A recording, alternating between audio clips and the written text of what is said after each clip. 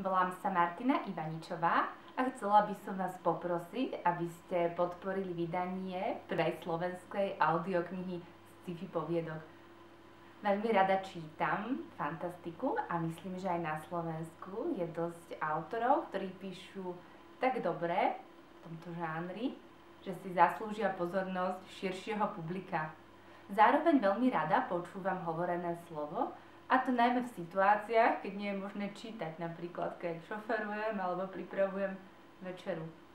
Preto som sa pustila do tohto projektu a rozhodla som sa, že prinesiem slovenskú fantastiku do uší.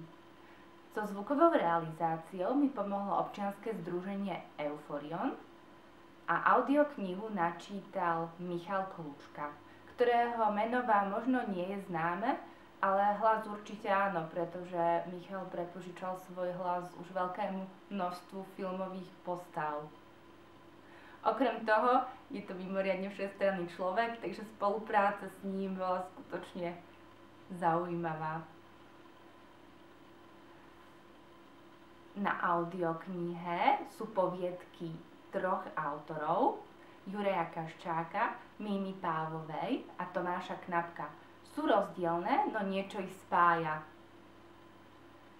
Človek budúcnosti, človek blízkej budúcnosti, človek sám uprostred technologických vymožeností, človek sám medzi ľuďmi. A toto je jedna z vecí, ktoré sa mi na fantastike páčia. A to je odvaha autorov zamýšľať sa nad tým, kam spejeme, extrapolovať kultúrny a spoločenský vývoj, pýtať sa, aký bude človek zajtrajška. Počas štúdia na vysokej škole som brigádovala v centre, ktoré sa zaoberalo digitalizáciou študijných materiálov pre zrakovo postihnutých študentov. Bola som prekvapená, že napríklad aj taký predmet ako matematická analýza plná vzorcov a rovníc sa dá študovať iba posluchom. A zapôsobilo to na mňa tak, že hneď prvá moja myšlienka po dokončení nahrávania audioknihy smerovala k tomu osloviť slovenskú knižnicu nevidiacich Mateja Hrebendu v Levoči.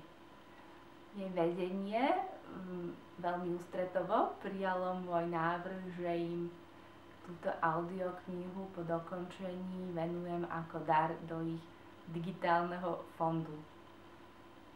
V súčasnosti je audiokniha nahratá, je takmer pred dokončením, potrebujem však vašu pomoc na finalizáciu jej vydania.